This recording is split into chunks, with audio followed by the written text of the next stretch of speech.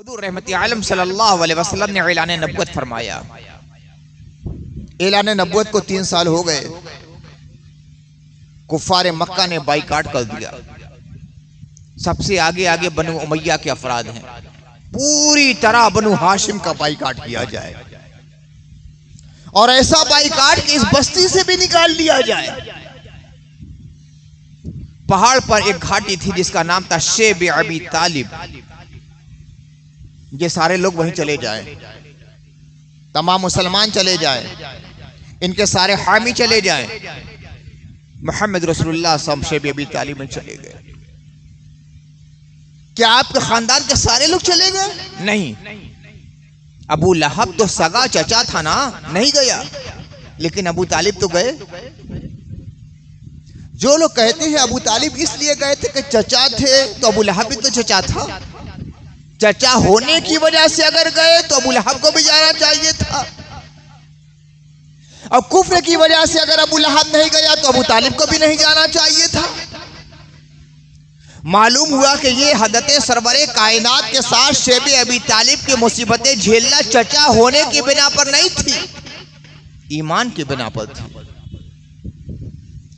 अगर वो काफिर होते तो अबू तालिब अबू लहब की तरह रह जाते, सारी आसाइशों के साथ रहते, मगर सारी परेशानियां झेली है। 3 साढ़े 3 साल तक मुसलसल परेशानियां झेली हैं। पूरी तरह मुकाता, ना कारोबार, ना तिजारत, ना लेन देन, ना सलाम कलाम, ना शादी, ना बिया, कुछ नहीं, बाइकाट। और एक कागज पर लिख कर इन्होंने खाने काबा के दरवाजे पर टांग दिया था कि इन लोगों का मुकम्मल बाइकाट किया जाएगा और जो इनसे कोई रिश्ता रखेगा उससे भी रिश्ता खत्म कर दिया जाएगा। एक रोज अल्लाह के नबी सल्लल्लाहु अलैहि वसल्लम ने फरमाया कि अल्लाह ताला ने अपना करिश्मा कुद्दत दिखला दिया है। वो दस्तावेज जो इन्होंने लिख कर टांगी थी खाने काबा के दरवाजे पर, वो खत्म हो चुकी है, दीमक चाट चुकी है। एक सहाबी ने काफिर से कहा, उसने दूसरों से कहा, लोग देखने गए तो वही आलम था। बस एक जुमला बाकी रह गया था, वो था कि बिस्मिकल्लाहुम्मा। आदे जाहिलियत में भी जब कोई अहद मुआहदा लिखते थे तो बिस्मिल्लाहिर्रहमानिर्रहीम बिस्मिकल्लाहुम्मा, अल्लाह का जो नाम था वही बाकी था और सब खत्म हो गया था।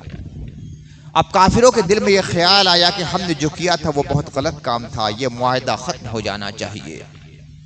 मालूम है वो शेब अबी तालिब में हिसार का जमाना कितनी मुश्किलों से गुजरा है। एक सहाबी कहते हम तलह के पत्ते खा खा कर रहते थे। एक दरख्त था तलह जिसका नाम था, उसका पत्ता खा खा कर धोकर उसको खाते थे और उसी से अपनी जिंदगी गुजारते थे। कहा कि जब हम लोग इजाबत करते थे तो ऊंट की मेगनियों की तरह इजाबत होती थी कि खाना पीना मुयस्सर हमें नहीं था। एक सहाबी कहते हैं कि एक दिन एक जानवर का चमड़ा हमें मिल गया, हमने उसकी दिबागत की, उसको जलाया, उसको साफ किया और उसको चमड़े को हमने खाकर अपनी जिंदगी गुजारी है। ऐसी परेशानी में जिसने मोहम्मद रसूलुल्लाह का साथ दिया हज़रत अबू तालिब थे।